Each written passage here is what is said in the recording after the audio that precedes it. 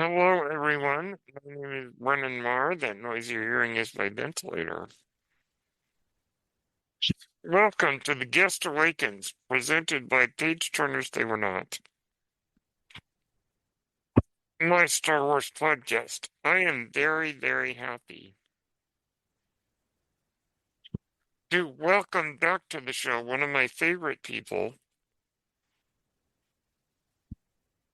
the Bruja herself. Um, Now, you might all find this strange coming from me, but apparently I'm a member of the Coven on Patreon and Discord. And welcoming back to the show, the Bruja herself, Dorina. Hi, Dorina. Hey, Brennan. I love that you are part of our coven and that people might be surprised, but coven could have all of the connotations, and this one for sure is a lovely, beautiful, diverse coven of good witches. I find it interesting that I'm now a good witch, but okay. Or a wizard. It's up to you. You are mystic. You are Brennan, the mystical I'm, monk. I'm cool with either. So, Dorina, the last time you were on the show, we talked about our favorite musical scores. And this very thing that we're going to talk about was brought up. And that was when you were discussing your love for Nicholas Bertel's score for Andor. And go figure, that's what we're going to talk about today, Star Wars Andor. So there's so much to talk about with this series, which is incredible, and I think that it goes beyond it. This is going to be up there, I think, with some of the greatest streaming that we've ever gotten. Possibly some of the best quote unquote television we've ever gotten. So, Dorina, it's been a long wait for this season. Um, how are you? How was your anticipation getting to season two? Yeah, I mean, first of all, I love that you brought up what we talked about last time. And straight up, I just want to give another shout out to Nicholas Bertel, as you mentioned, Mhm. because that's one of the reasons I was so excited because I love his work. Not just on Andor, but If Beale Street Could Talk is one of my favorite soundtracks. It's just beautiful stuff. So I was excited specifically for the all the crew behind the show, right? Like you can really tell how beautifully crafted it is from a filmmaking perspective, whether it's the composer, whether it's the cinematographers, right? Whether it's the production design. So I was just excited to see something that looks pretty, but also has so much meaning to just humanity, whether you watch the show or not. And man, I think I'm not the only person that was excited for season two to come back because what a time for season two to come back in in Indeed, in yes. regards to what's been happening globally, right? Not just in the US of A the last few years. So it's certainly parallels all overall as we're seeing. I think it was I was excited mainly for both reasons for the craft making of filmmaking as well as for the craft of filmmaking as well as the parallels and how much these types of shows are needed. And it seems like we usually get dystopian type shows without hope. And the hope part is essential right now. Mhm. Very well said. I think that that's ultimately what Andor is about, is that there is hope, even in these dark times. Now, it's interesting. I should give a little back. story to our listeners. So it's funny how Dorina and I often do not agree on Star Wars. And we sort of have a little bit of a fun push and pull. I think we enjoy sort of poking back and forth at each other. That's kind of the fun of it.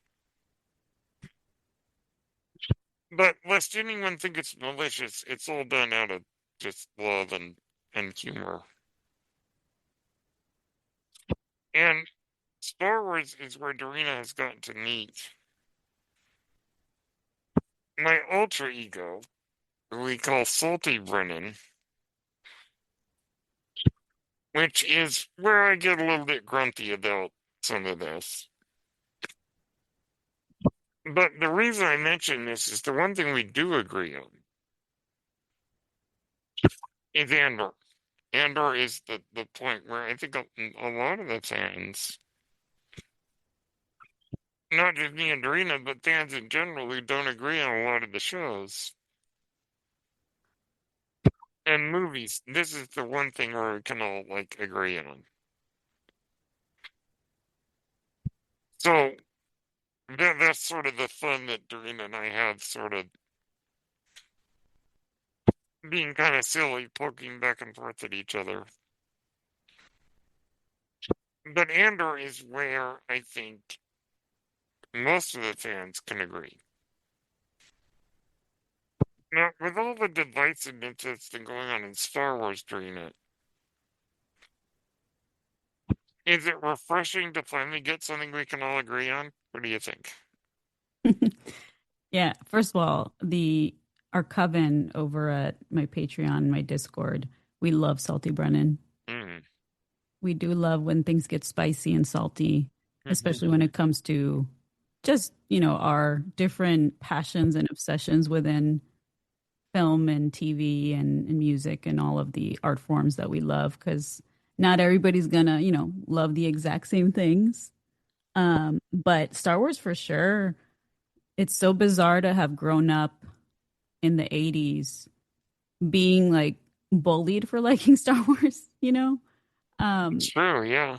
yeah, like when I was a kid, it wasn't cool, right? Like liking Star Wars or Star Trek or anything sci-fi, fantasy. And now it's become kind of like Coke, like Coca-Cola, it's like a brand now. So it's Mhm. interesting to have seen it grow so much. Um and I'm definitely one of those annoying Star Wars purists, as Brennan knows, that I'm an OG trilogy fan, and I don't love a lot of the other stuff that we've seen. So um, I think, as always, even if you don't like a movie, you can find something good about it. Um, like I know Last Jedi was this hugely divisive movie, which was always so insane to me that people either loved it or hated it. And I'm like, I actually love parts of that movie, and I don't like parts of that movie, but I can distinguish, I can kind of just talk about it. Whereas people are like, no, this is my religion. You must think how I think. So it's Mhm. been really bizarre seeing that world turn into this, hectic fandom where there's so much infighting. But you know what Andor did is, like you said, it kind of united the fandom, because I haven't really seen anybody, whether, you got like people that are hardcore, OG trilogy fans like me, you got people that love a lot of it and know a lot of it, like Brennan, who loves all the like Star Wars animated world, right? Oh, Or yes. you have people like that are only into the prequels, or that are really into the Disney Star Wars stuff, right? Like it's become so massive. And something that I thought about when you asked the question was, if you ever if the listeners ever get to go or have been to Star Wars Celebration, that's kind of what Andor makes me feel like.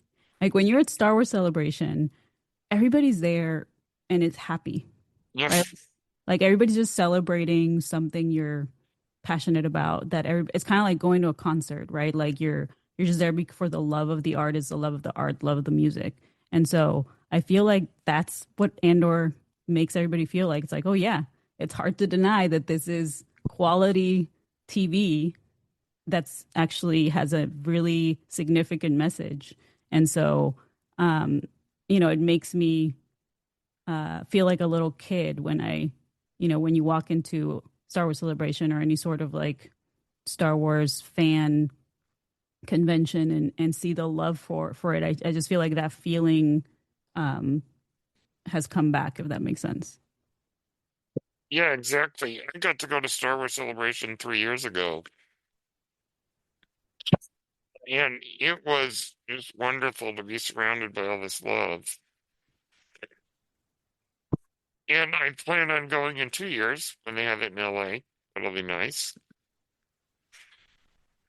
Because that's actually not too far from me to go. So,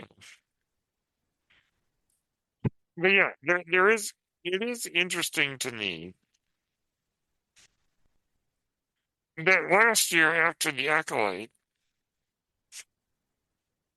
a bunch of OG fans went, Star Wars is dead. The same people love Andor, which is kind of a funny. Like, if Star Wars is dead, why did y'all come back to watch Andor? So it's a funny sort of disconnect. Because for as much as a lot of people may not like a lot of the new Star Wars, Andor is the one thing that seems to be able to transcend that.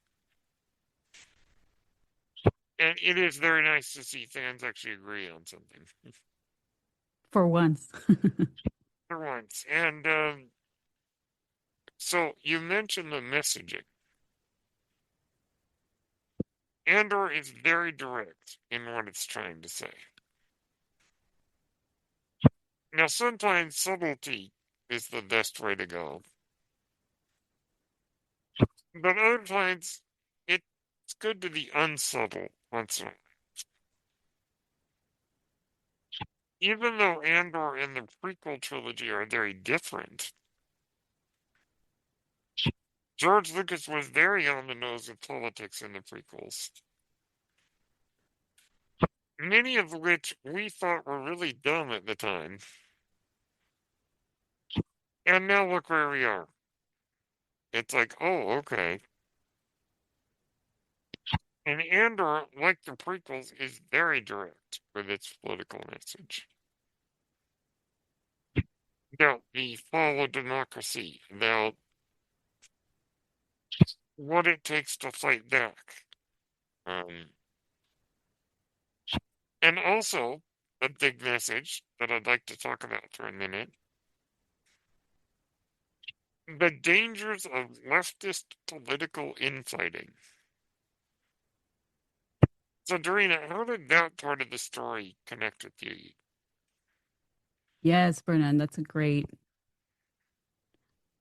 question because I want to go back a little bit to what you said about the prequels and what George was trying to do because Mhm. I think that I was actually talking with Nathan Hamill, son of Luke Skywalker, Yes, yes. and he made the point that the prequels had actually a really good story that may have not been executed as well as people had hoped in the sense of the filmmaking aspect Filmmaking, of it or yeah. whatever, right? But or the screenplay, maybe George needed a little help from Lawrence Kasdan and Lee Brackett. Maybe. But the story itself, right? Like that he really understood that. And in fact, if you've heard George in interviews, he's Mhm. always critical of authoritarianism, Yes. right? And I think that I can't speak for any country except for the ones I've lived in, which is Mexico and the United States. And you called it that there is so much infighting in the different groups of people that are trying to fight authoritarianism, which is so contradicting to our uniting goal, right? Because people get so lost in how things should be and get a little bit tyrannical about how we should fight tyranny, right? Which is so um what's the word? Terribly ironic. Ironic, exactly. And so with Andor, what was so wonderful about it is, and this is maybe why some people, I did talk to some people that weren't huge Star Wars fans that saw it, and they were either confused by it or they were not as Okay. into it, which was interesting. And I'm curious that those people tend to be, not super into what's going on in the world, right? Like they're just my friends that, you know, don't worry too much and do their do their daily Yeah. grind Yeah. and don't pay attention as much. And but the amazing thing I thought that Andor did so well with the writers is they did show the different factions so well in both capacities of either season, right? Like the first season, you have really the core group that's kind of started this resistance, or was trying to at least, and then you meet Andy Serkis's characters, right, in the jail, right, and that's a whole Yeah. other group of people that's like clearly relevant and parallel to the prison system in the United States, right? And then, and Fortunately, yes. yeah, exactly, unfortunately, and then the second season, um, it even focused more on not just those different factions, but the, what you would parallel to Congress, which is obviously Mon Mothma's world, right? Yes. And so you have that, you know, the bureaucrats basically, which are not, you know, none of these people are really uh, Jedi or people with, that can use the Force, which was probably my favorite part of the show. It's just these ordinary people that are pushed to resist, and in Hmm. all of these different groups. But how do you get the bureaucrat group to unite with the working class or the people that ended up in prison unjustly, right? Like, how do you get all these different people to work together Hmm.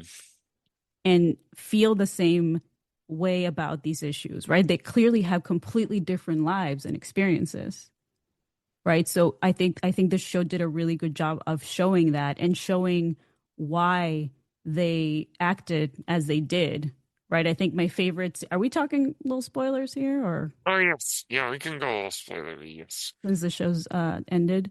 That scene where towards the end, where Andor saves Mon Mothma, right? And he Hmm. takes her Hmm. into the ship and he shoots somebody that's going to stop them. And she is shocked, Yes. Hmm. right? And he says, in his beautiful Mexican accent, "Welcome to the revolution," like, Yes. is that what he says, revolution or the resistance? I forget exactly. Welcome The rebellion. The to the rebellion. rebellion. That's what it Yes, is. Yeah. yes. Yeah. OG or OG trilogy, rebellion.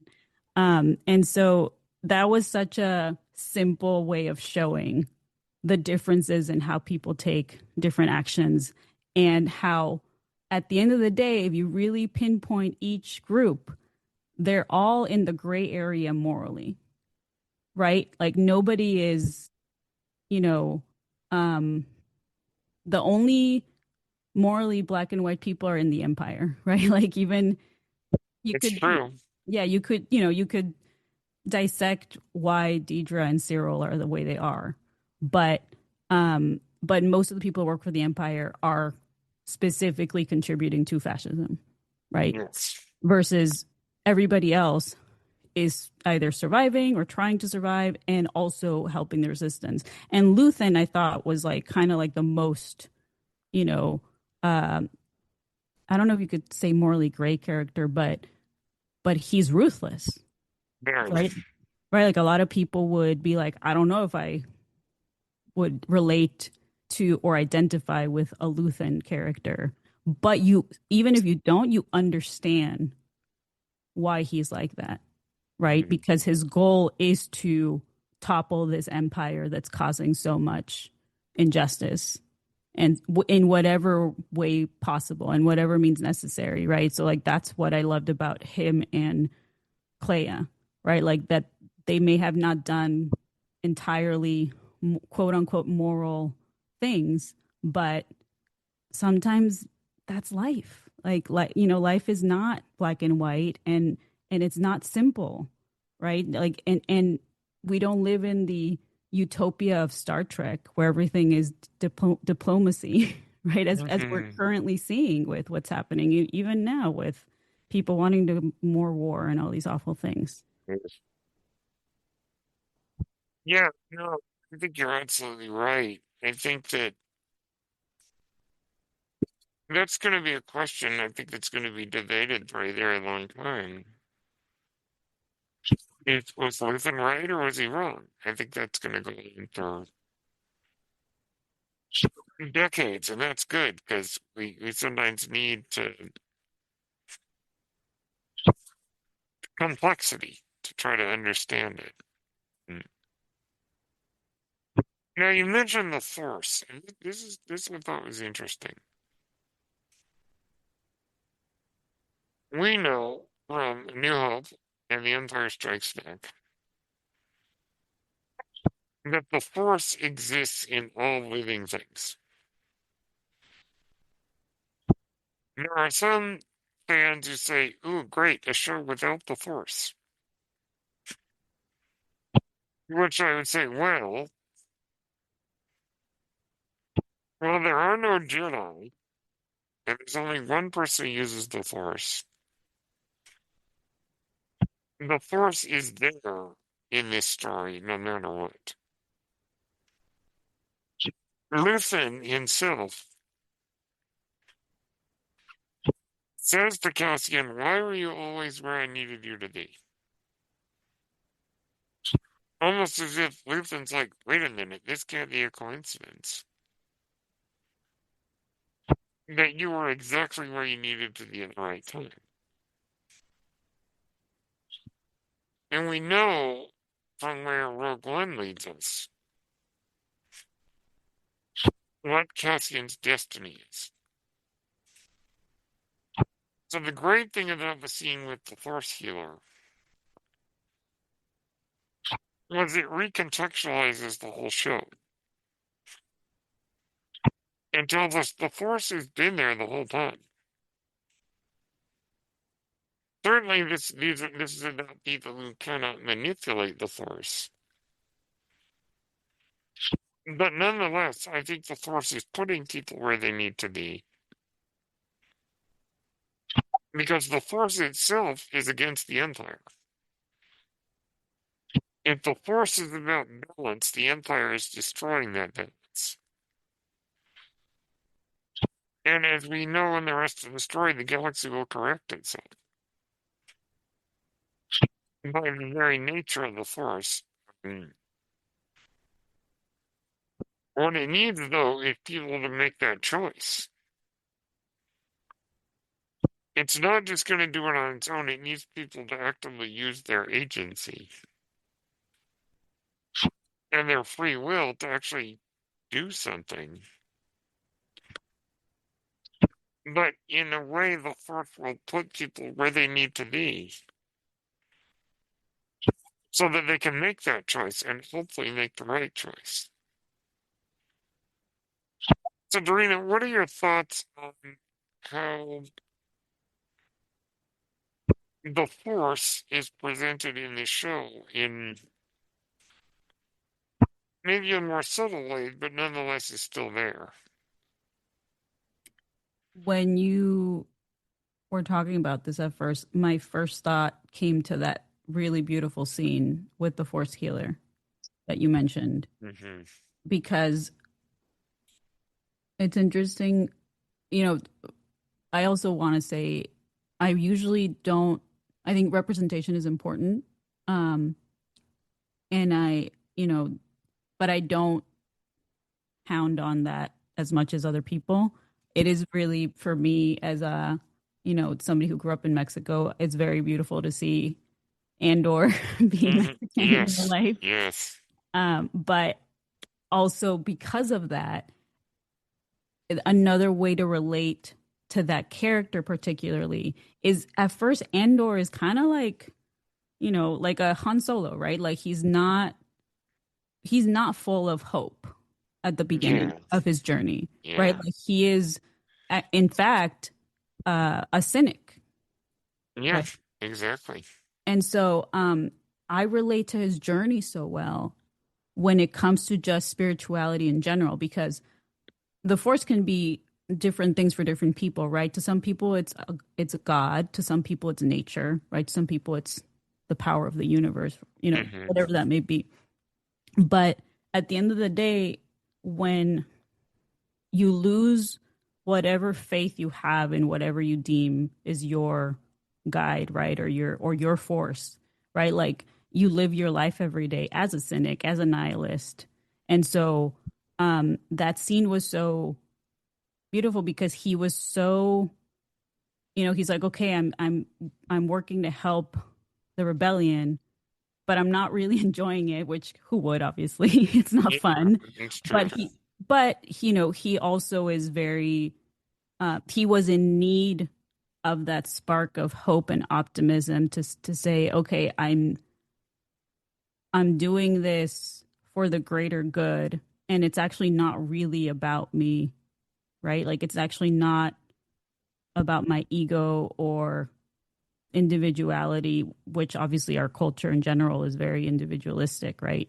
And so I thought that Yeah. that was a really nice thing that they did, that he's like, well, I don't really believe in the force, or what does Han say? Does he use the word mumbo jumbo? I forget exactly what the Yeah, stuff like that. Yeah. yeah, and so and then Bix right there, she's the one that tells him, no, this is your destiny, right? Like she explains to him, like just seeing that force healer with him, she kind of realized that's why she had to leave, right? She realized this is part of your path that you've been put on, and you've been chosen to do this, right? And Hmm. whether you believe in real life, if you believe in a destiny or fate or whatever it is, I think it's very important to have faith in something to keep going, right? Even if it's faith in yourself, right? Yeah, it's true. Right. Yeah. So I think that they did that really well too, especially in a show that's not focused on Jedi or Sith. And that's, you said that very well, that even if we don't have the actual people that manipulate the Force, we have, um, Yoda is always in my head, right? Saying the Force is all around us, Hmm. whether you're feeling it or not, whether you're in tune with it or not, whether you are cynical about it or actually faithful about it. Hmm. But you need some form of faith to have hope that you can, collectively topple any sort of fascist behavior. Yeah, very well said. You've got to have that hope, and I think that the parallel that I see in real life, and we talked a great deal about my spiritual beliefs on your show. That to me, it's kind of like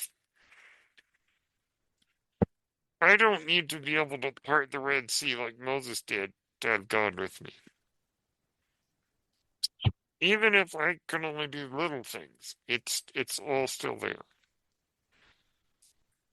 Yeah, it's like what's going on in Andor. You don't need Jedi for the Force to exist. Um,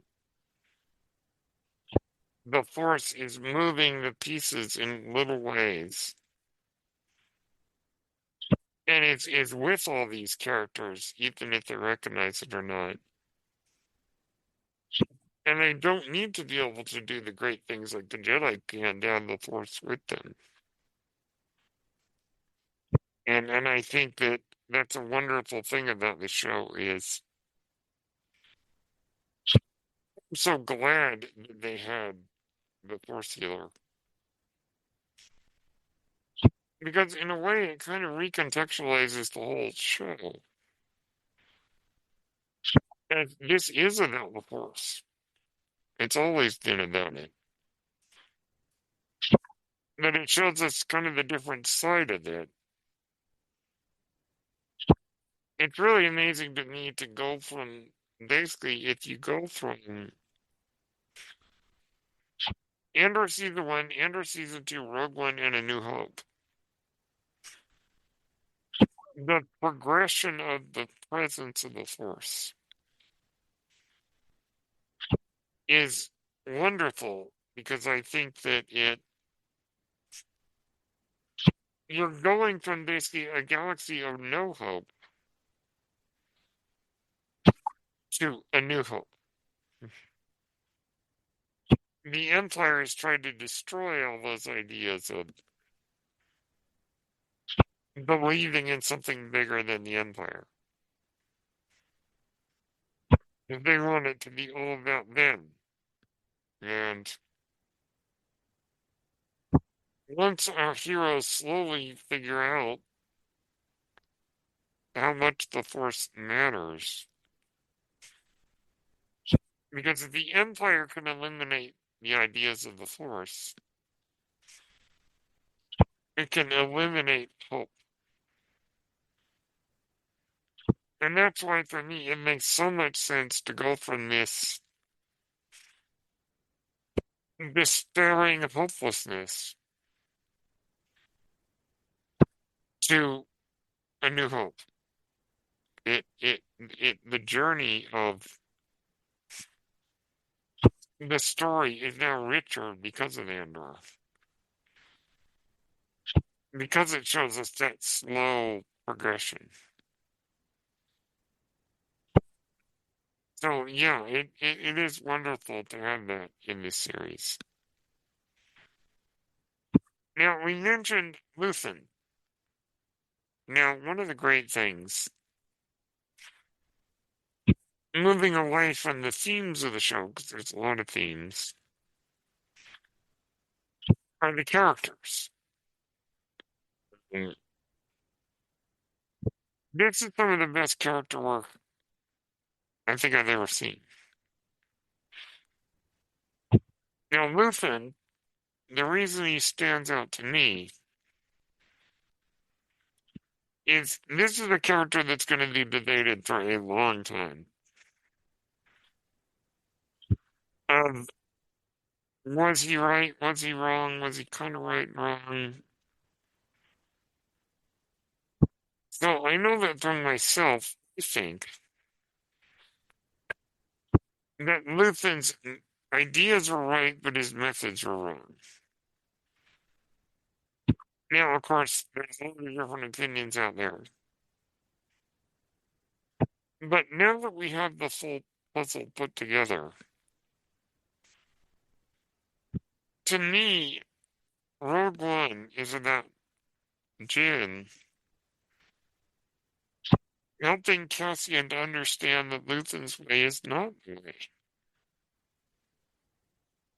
That's how I interpret it. The idea that I don't think Luthen would have believed the message that Galen Erso sent to Jin. He would have been suspicious, I think, like Saga was. And also, I don't think he ever would have signed up to go to Scarif. And I think that up to that point, Cassian had been holding on to Luthen's methods and ideas until finally, I think he really understood what rebellions are built on hope means. So I think if it had not been for Jyn Erso, Cassian might have kept going on Luthen's path, and he would not have ended up where he needed to be at that moment. So that's how I see it, is that it's all about Cassian learning that Luthen's way is not the right way. So, Dorina, what are your thoughts on Luthen's methods? Yeah, that's interesting. Bringing up Jin and what her role is, because she's clearly the protagonist of Rogue One. Hmm. And you're so right that, as soon as Andor was finished, I think everybody was ready to rewatch Rogue One and A New Hope Yes. back. um, because of all the different meanings now that come about. Um, but it's I think if you asked me about Luthen's methods, when I was younger, it'd be a very different answer than I would give now, right? Because I feel like as I've gotten older, I understand the gray part of morality more. Like we are kind of taught or raised to see the world in black and white sometimes, which is not great. Um, but I think why Luthen is such a interesting character is because I don't see him as a hero, but I see him as like a necessary kind of monster Yeah. to, that was necessary to the revolution, right? That and I think the show kind of forces us to sit with that. It's like sometimes those people are around sometimes Hmm. because you can't fight a tyrant with diplomacy, right? Um, Having said that, you know, um, I don't think that you always have to be a monster to actually be a rebel, right? I don't think you have to be a Hmm. monster to revolt against authoritarian systems or tyrannical systems. Um, so I personally would have not chosen his methods, but I understand why they happen. If that makes sense. I understand why he himself, with his experiences and how he lived and the type of person that he was, why he made those decisions. Um, and I also the one thing I do truly relate to his character is the famous quote when he says, "I burn my life to make a sunrise I'll never see." Hmm. I think that's a very relatable quote for a lot of us that are now older and have been fighting the good fight for so long, right? For somebody like me that I used to, protest back in Mexico when I was a kid with my grandma, and now I'm here in a different country protesting similar things, right?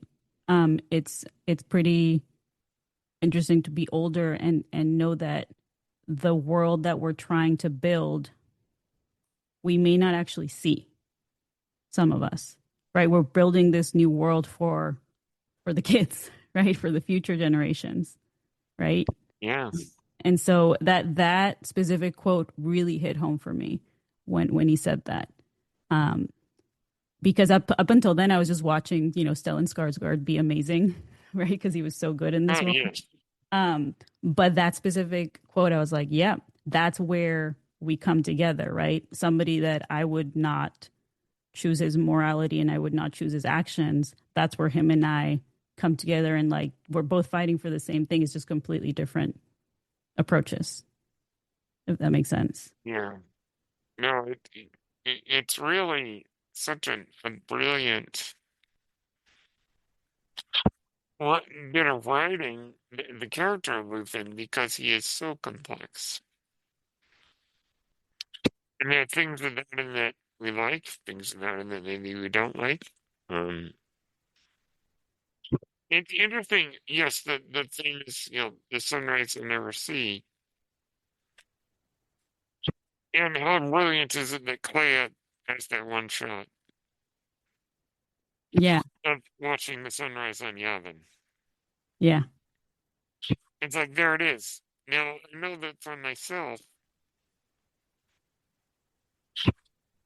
the idea to me is that the sunrise I'll never see, at least in my morality, is actually incorrect on his part. Because what I've discovered, at least in my own personal life,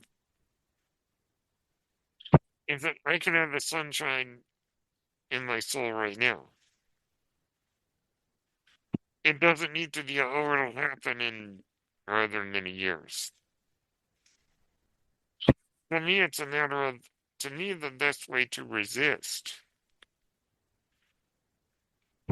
is to say, I've got that sunlight in me and you can't take it away from me. And a lot of people, maybe have different views on it, but for me, it's the idea that, particularly in my case, I try, as someone who is trying to be a true Christian, to say, I'm not going to be the one to violently resist, but I'm going to be the one to spiritually resist and say, I've got Christ in my heart, and this idol that people are worshiping in the White House can't take that away from me because he is not the source of that light and will never be the source of that light.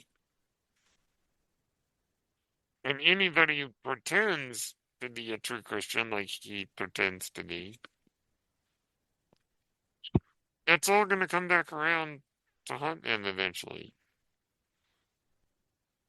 But for me, it's a matter of, I agree with Luthen to a degree. But for me, it's not a sunrise I'll never see because I already have it right now. At least that's how I see it. That's beautifully said. And I think you just reminded me of something I've been seeing, especially this week, just to actually bring up something that's actually political. Obviously, everybody who's seeing the news is seeing the ICE raids. Oh gosh, yes. And, I've been seeing just really quickly, me not growing up in this country, I moved here literally when 9/11 happened. Yeah. Quite the time to move. And the Department of Homeland Security was created, and therefore ICE was created 20 or so years ago. Yeah. ICE did not exist before. When I was a kid, I would cross the border. Everything was fine. The only thing that's changed is it's made it harder for my people to cross and to work here. Yeah. Um, and so a lot of people kind of, you know, are now waking up to something that's been wrong for so long, which I'm grateful for. Um, but I'm really taken from by what you said because people have reached out and asked, "How can I help?" And there's so many different ways to help, right? You don't have to necessarily just go out. It's not just going out and making a poster and going to protest, right? There's a I've been seeing so many people help in different ways, right? Similar to Mm-hmm. like having the fires in Los Angeles, right? Like there's so much community and mutual aid, and everybody's having different roles, right? Mm-hmm. Whether it is donating, volunteering, um, educating, which is so important, making art, right? Like there's so many different ways to resist. And I Mm-hmm. think what you said is such an important thing to say because people don't realize how important it is. Like to if you yourself saying no, I'm not going to let this tyrant darken my days and ruin my happiness and my light and take Mm-hmm. away my light. I'm not going to let this, this institutions or this tyrant's darkness mess up my light.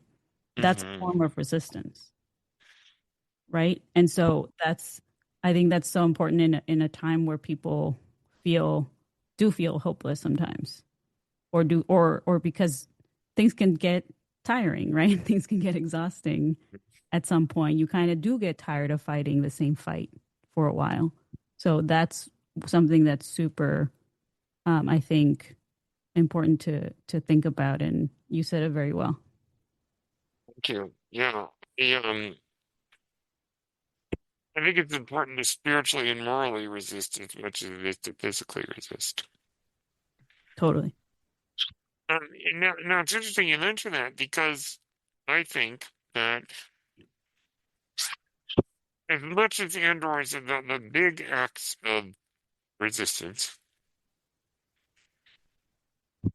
you have small ones that are really wonderful. Like, for example, Leia, who's obviously got PTSD or something, standing out there in the rain. Bill comes over to her, puts her coat on her, and says, "Let's get you out of the rain." Just a simple little act of kindness.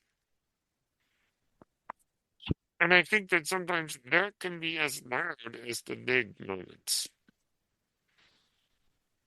It's they just doing something out of kindness for somebody else. And in other scenes, like Andor and Dix having that wonderful dance, just moments like that, just simple moments of kindness and affection and things like that. And I'm glad that for all the big things we see in Andor, we see a lot of little things. And those things speak as loud as the big things. You know, Andor is such a rich show because there's so many layers. So many layers to it. And there's a lot to talk about. But getting a little silly for a minute, so Dorina, did you imagine after season one ended that Andor would give us one of the ickiest, most toxic couples we have ever seen in any show? Did you imagine that that's where they were going with those characters? No, Uh, not at all. It's so it's so interesting how Deidre and Cyril became two of the most interesting shows in Star Wars. Or sorry, interesting characters in Star Wars. and they're almost their own show unto themselves, yes.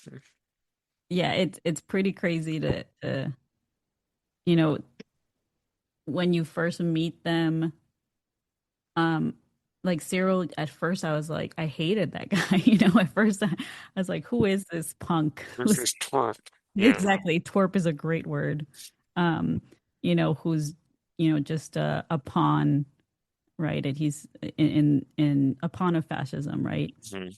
Um, and then you get to meet one of my favorite characters is his mom, right? She was hilarious. Absolutely. Absolutely. So such a fun character. And so as you get to meet them, as you get to know them, you realize why they are the way they are, right? As you get to know Deidre's backstory, right? You It's realize, oh wow, she was born into that system, which is why so many people, in real life, are born into systems that's just what they know. It's very unfortunate. And so I was so entertained, and because we love, as much as we would always choose the light side, and we would be part of the rebellion in art, right? The whole point of TV, what makes good and interesting TV is to watch a little tea, watch a little drama. And so I really enjoyed those two and their relationship. And actually, as much as I was surprised by it, it completely makes sense.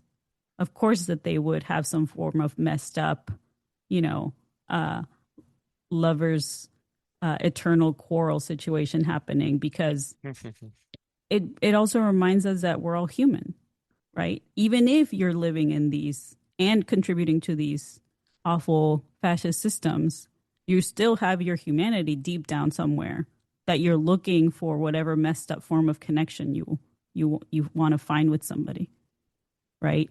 Even if you don't you're not emotionally intelligent enough to be able to really connect with somebody truly, right? You may not know how to be vulnerable, right? Like you may not have had grown up with that love that so many of us um, have either been lucky or not lucky to like grow up with. Like that's kind of what a lot of these real life fascists are like, right? Like they're just looking to connect. They had never been shown any love for humanity since they were kids. They had, crappy parents or something. And they grew up and ended up being like, well, I need more power and money. And that's what will maybe make me happy one day because I have zero love or connection in my life. Right. So you Mhm. completely end up understanding their characters. I was again very entertained. Also excellent actors. Really, really good stuff. Yes, my favorite character to come out of Andor is Dedra. I think Deniska is absolutely terrific in the role. And I think that Kyle Solar, who plays Cyril, is so good at being this kind of simpering, um,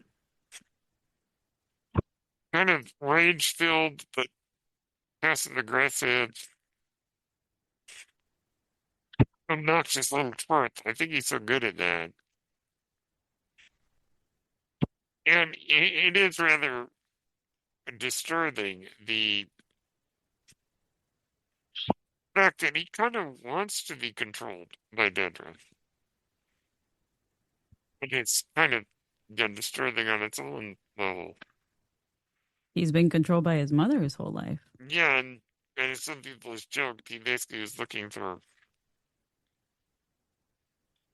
someone else to call mommy. We'll just say that. Exactly. Yeah, Yeah. which is disturbing to say the least. I have a question for you about his character arc.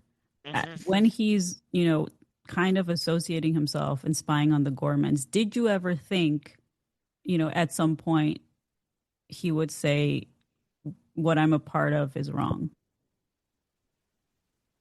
Think he discovered that Hmm. when he found out what they were up to. Yes. But before he had the ability to actually change anything, he saw Cassian in that plaza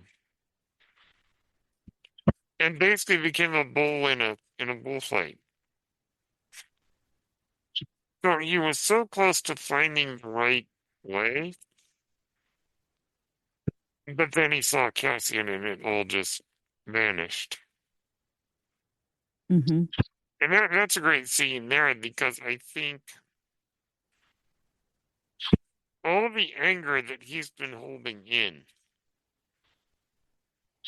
finally came out in that scene. That repression, yeah. And you see that he is a monster in there. Hmm. And having it be the ultimate blow to him for Cassian to say, "Who are you? Who is this guy that just suddenly attacked me?" Because Cassian's been able to move on, but Cyril has not. It's the Les Miserables. It's you're there. Right. It's the guy who just can't move on from it.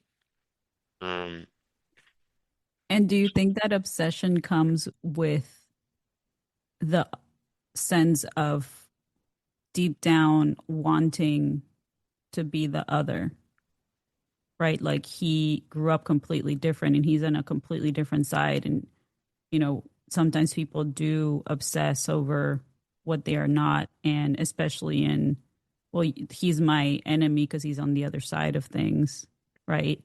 But is he really my enemy or am I making him my enemy in my head? And deep down, do I even want to be him? And is there some sort of like jealousy, right? Interesting. I had not considered that. That's I don't know.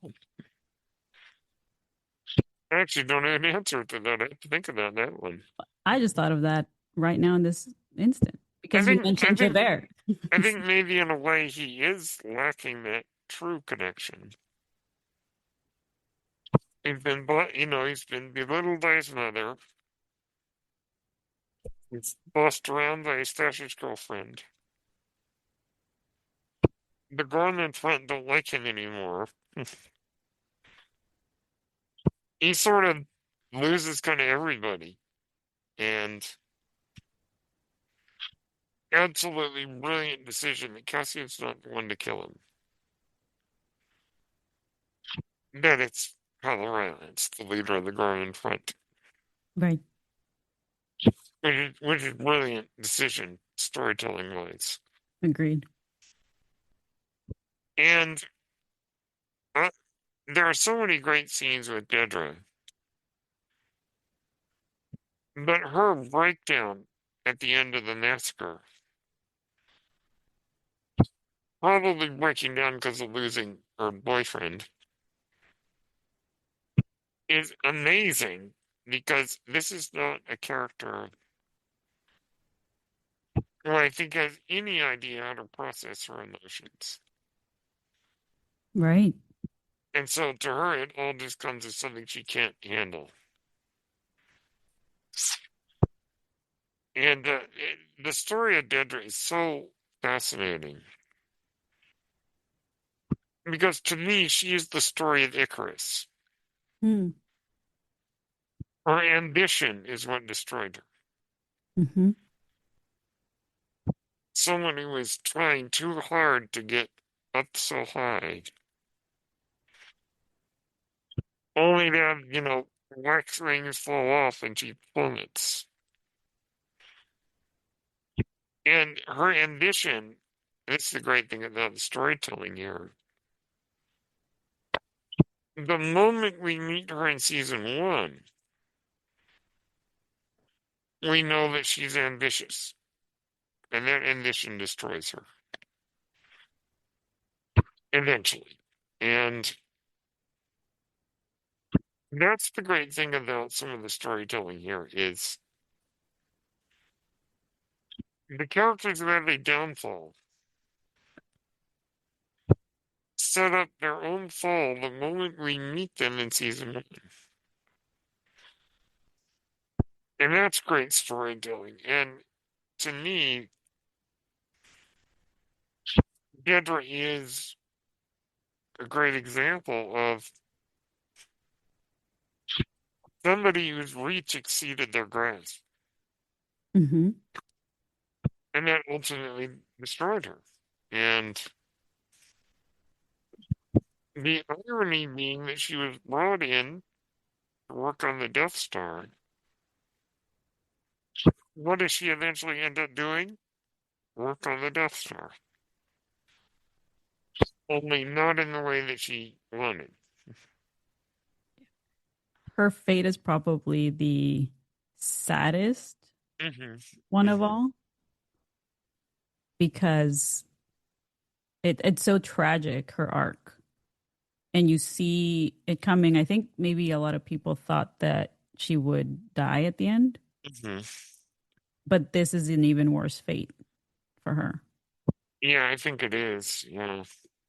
because you're right. She is so just seduced by her ambition, Hmm. and it's crazy that she ends up becoming a victim of the same like fascist system that she was empowering, Yes.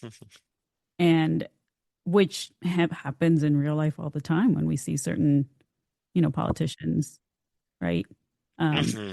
do the back and Hmm. forth, do the dance with whoever's in power, right? Like it's fascinating, and that's the Icarus parallel is pretty smart. I guess that's where Andor can be really mythic because you could compare Cyril to somebody maybe like Narcissus, right?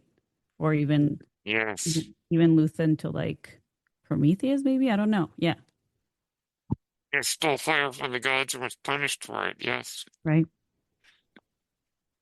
Yeah, absolutely. I mean, for as much as this show is quote unquote grounded, which it is, in as grounded as Star Wars can be, there are still those elements in the great myths that Star Wars has always been about. Right. Mm. And speaking of which, I wanted to mention really quick, my favorite Star Wars show of all is Star Wars Rebels, which was such an amazing show because one could easily be deceived into thinking, oh, it's just kid stuff. But once you dig into it, it goes way beyond that. There are extremely profound moments, extremely heartbreaking, extremely hopeful moments, and also extremely brutal for a kid show. Because as much as it might be aimed for a certain age group, they don't shy away from the fact that the Empire is evil Hmm. and that it will do horrible things to people. Remember, now have you seen all of the series?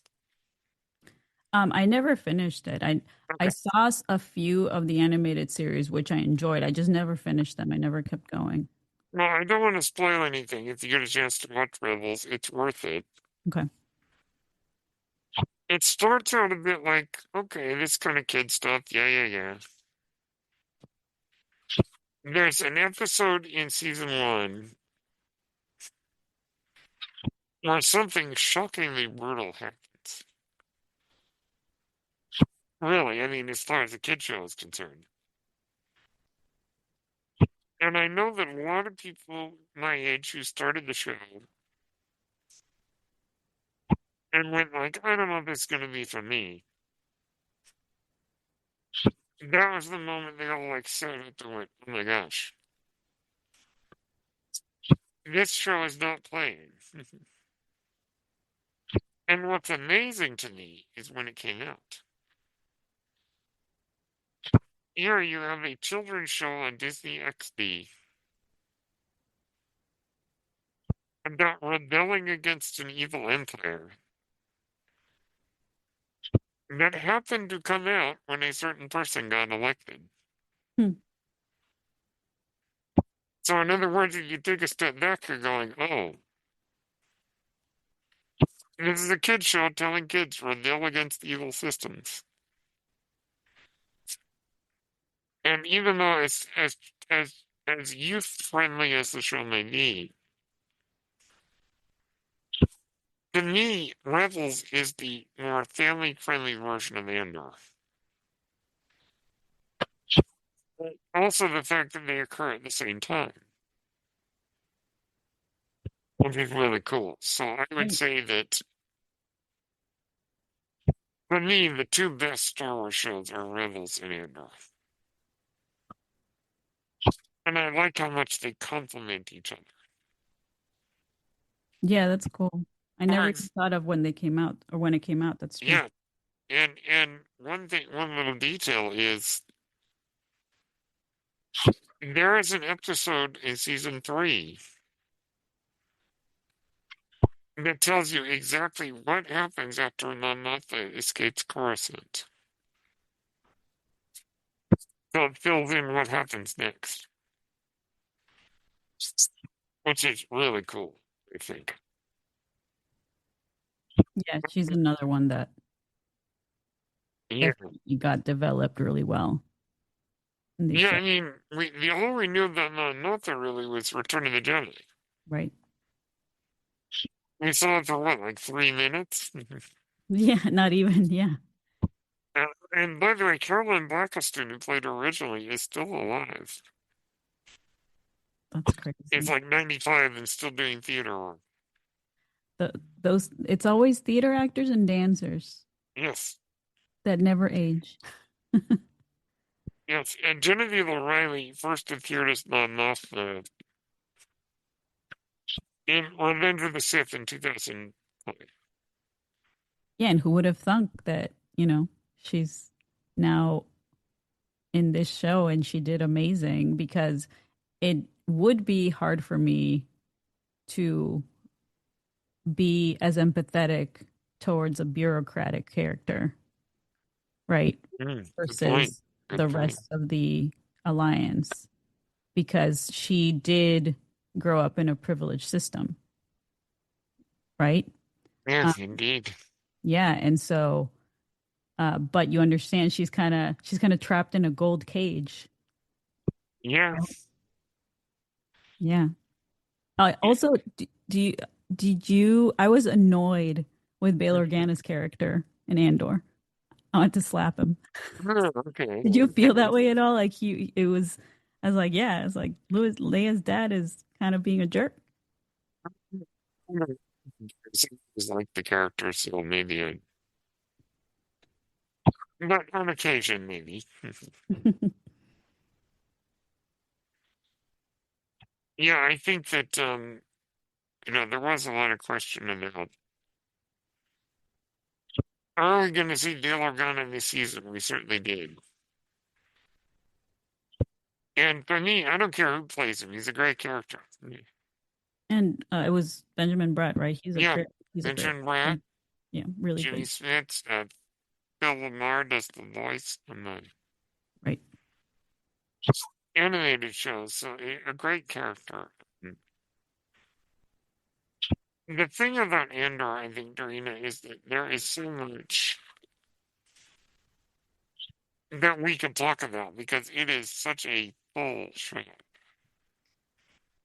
I never thought that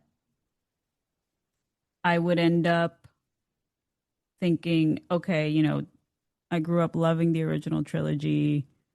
Nothing could ever beat it or come close to it, right? And it is crazy to be here almost, how many decades later. Yeah, It's like the movies are as old as I am, So yeah, it's pretty crazy to be now in this part of, I'm in my 40s now and I was a kid, wanting to be Yoda and Leia, and now I'm like, no, I feel like I'm Andor. It's yeah. Hmm. it's crazy to what a what a cool thing that happened that we got this part of Star Wars and it only made the original trilogy richer, which I never thought was really going to happen. Yeah, exactly. It is so much to the story, and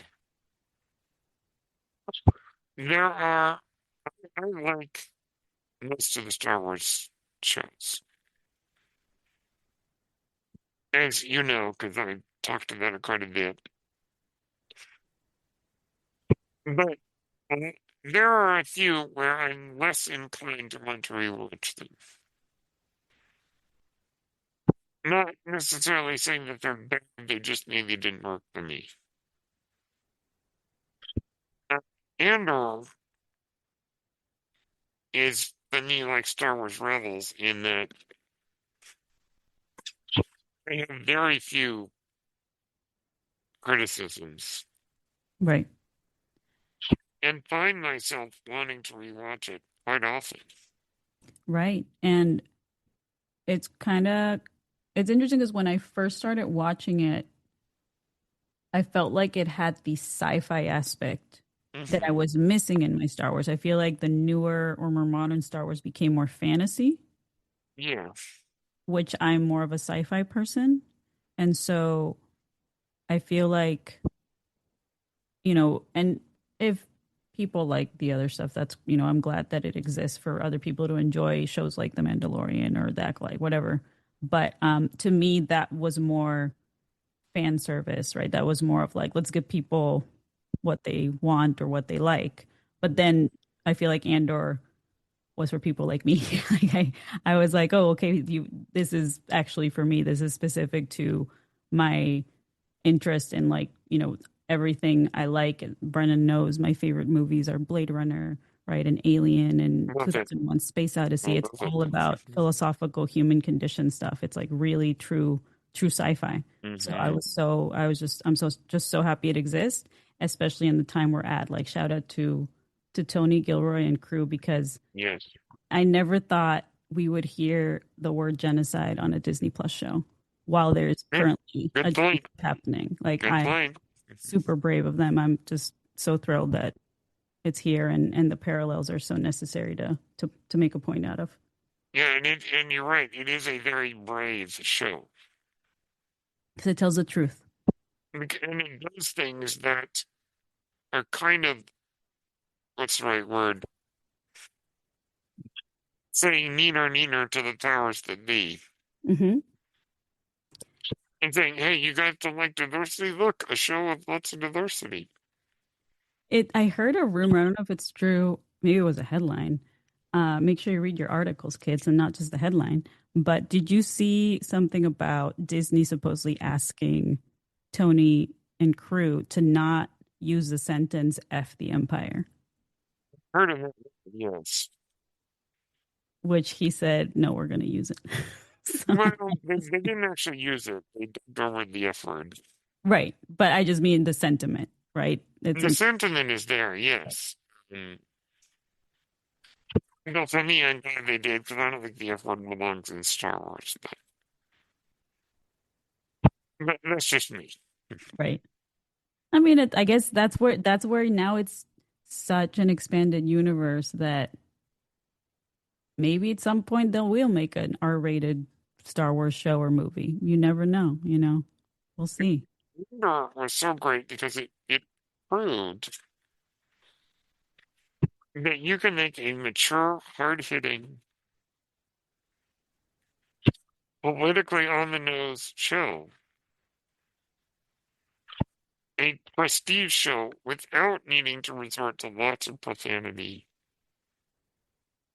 and Game of Thrones-esque nudity.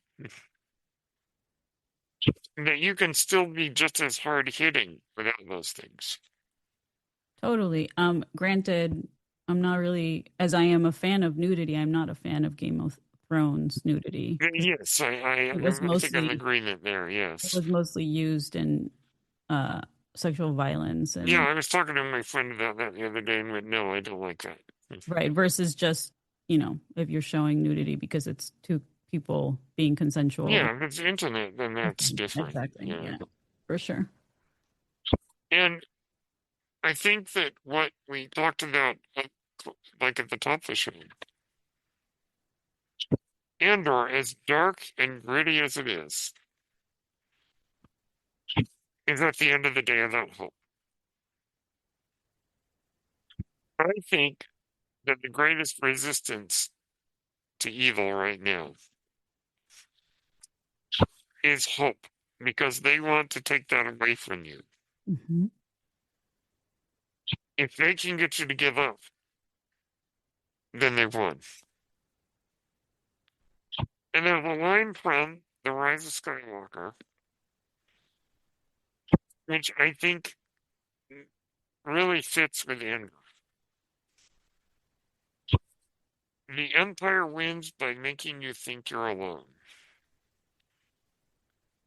That's what Andor's about. The Empire is trying to make people think they're alone. Hmm. But as we also hear in The Rise of Skywalker, there are more of us. And Andor, at the end of the day, is about the people standing up together, united. And fascism happens because people let it happen. Because as you said, there's usually more of us than them. Yes. So we can't let it happen. And also, another great Star Wars lesson from The Last Jedi. That's how we're going to win. Not fighting what we hate, but saving what we love. Hmm. And at the end of the day, that's what Andor's about. It's about saving what we love. And for as dark as it is, that moment of Clea watching the sunrise come up in the oven says it all. So, Dorina, your final thoughts on Hope and this series as a whole? We could keep talking for hours. Yes, But I guess I would love that, but I wouldn't want to get in the way of your show later. I think what I would say is the message of Andor is simple, but the way they showed it was complex because Yes, human beings and human behavior is complex. And But what's simple, and it's always a good reminder, is what are we here for? Right? Are we here for to just let things happen? And by things, I mean injustice. And when we see things that are wrong, are we just supposed to watch it and see it happen? Or do we say, no, actually, that's not cool? If somebody or, some groups are being oppressed, I don't sit and watch it happen. Mhm. I find other communities that are, in fact, already trying to stop that. Yep. Right. That was I think the most beautiful aspect of the show is seeing the different groups and communities that are part of, that don't even know each other exists. Hmm. Right. You have rebels all over the place that have never met, but yet they all have the same goal. Right. They all have the same motivation, and it's to stop authoritarianism. Right. It's to say, hey, remember one of my favorite moments in the first season is Marva's speech at the end. I actually Again, yes. It actually made me cry. Like, I rarely cry in, big franchise shows or movies. Mhm. And Andor had a couple moments that made me cry, similar to the moment with the really crazy Gorman massacre episode, Gosh, because yes. because of the parallels, and that girl that is on, not the phone but like the speaker, and she's basically asking for help. Yeah, help us. Yeah. And I started crying too, because it reminded me of the same type of, you know women and children in Palestine asking for Yes. help. Yes. And so it's never sat with me to sit and do nothing. When I see that, it's inherently in my blood. And this show is a reminder that I'm not the only one that feels that way, and that most people actually do feel that way, even if the powers that be, with all of the surveillance state realness that's happening in the world, and all of these different oppressive systems that they created, they do this because they understand that there's less of them and there's more of us. They want to keep us in fear, and they want to keep us, the very famous saying of divide and conquer, right? If you distract people, if you distract the populace with how they're each other's enemies, and how if you keep the infighting going, they'll be too distracted to actually fight the real enemy, Hmm. right? And so we know this, and it's a good reminder to keep in mind that we are so not alone in this, and that there's so many different communities helping, and we're clearly seeing it in real life as to how millions of people are out protesting fascism in every country, not just here. Yes. Yes. I think that, like, as my final thoughts, I'm going to draw a parallel between Luke's journey and Cassian's journey. The line that really stands out in A New Hope is when Luke says, "It's not like I like the Empire, I hate it, but there's nothing I can do about it." And then ultimately he makes the decision, there is something I can do about it. Cassian, same way. He starts out as like, I don't care about this. Mm-hmm. I don't want to get involved in this. I'm here on Aldani just for the money. But as the story unfolds and he makes more and more choices, you actually be in the fight. Mm-hmm. And that's a lesson for all of us is the idea that there's nothing we can do about it is wrong. There is something we can do about it. Whatever way that is may be different for different people. But all of us have the choice to do something about it, whatever it is. For me, it's being spiritually centered and saying, I'm not going to let you destroy that. That's my form of resistance. Trying to be kind, trying to be loving, trying to be Christ-like is my form of resistance, which may be different than other people's forms of resistance. But ultimately, we're all in this together. And what I posted the other day on like social media was the lesson of Andor for me is we all need each other. And at the end of the day, that's what Andor's about. And these amazing characters, many of whom come together to fight the enemy. And that is one of the best messages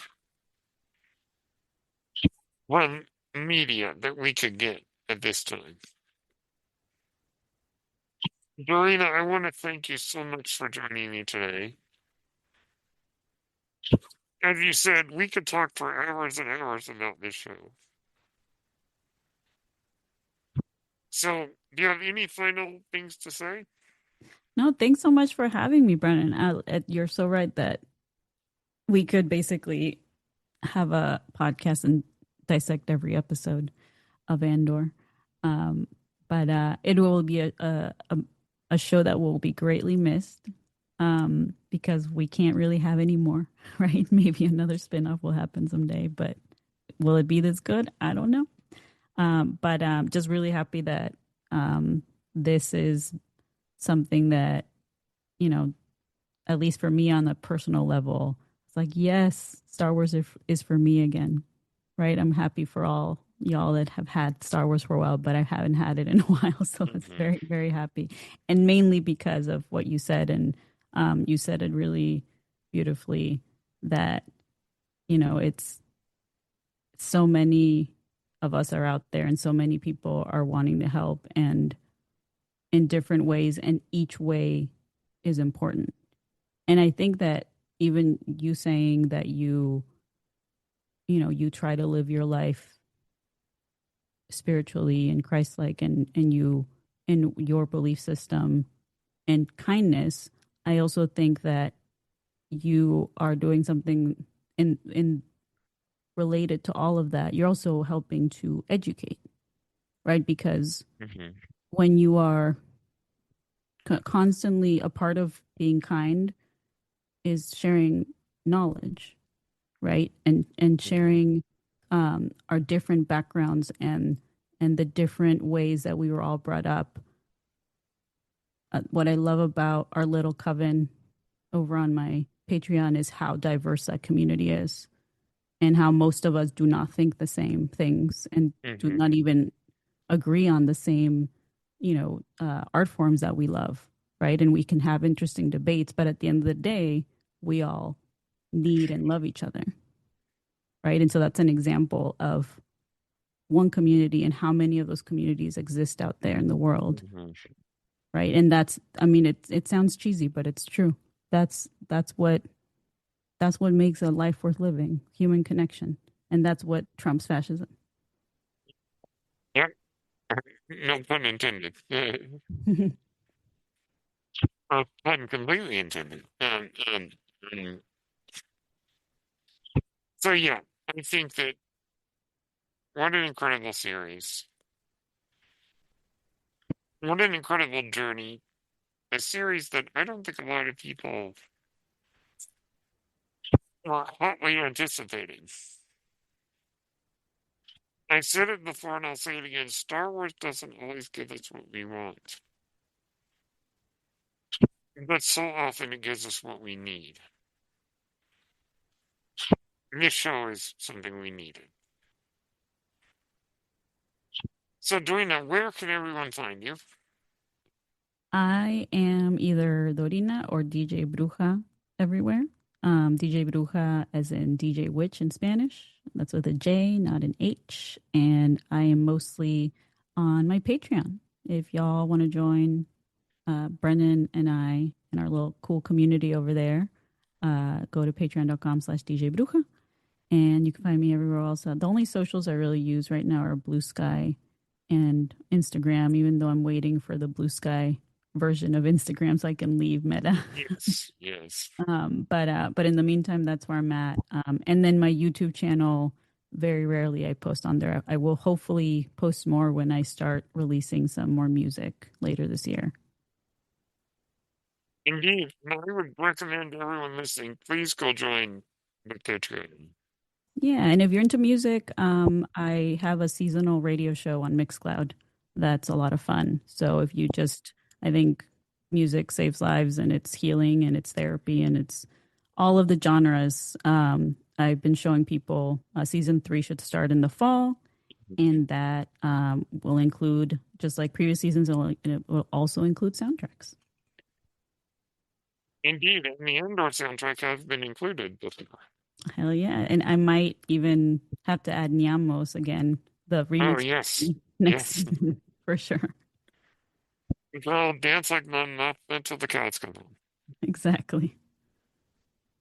And we had such a good time over there. We talk about everything. And our conversations go left, right, every which way. From religion to politics to philosophy to All of the things. media to me being salty. We go all over the place. Exactly. We love Salty Brennan. Indeed. All right. Well, thank you, Dorina, so very much. Thank you. All right, everyone. My name is Brennan Marr. That noise you're hearing is the ventilator. Thank you for tuning in to The Guest Awakens. Presented by Page Turners, They Were Not My Star Wars podcast. May the Force be with you.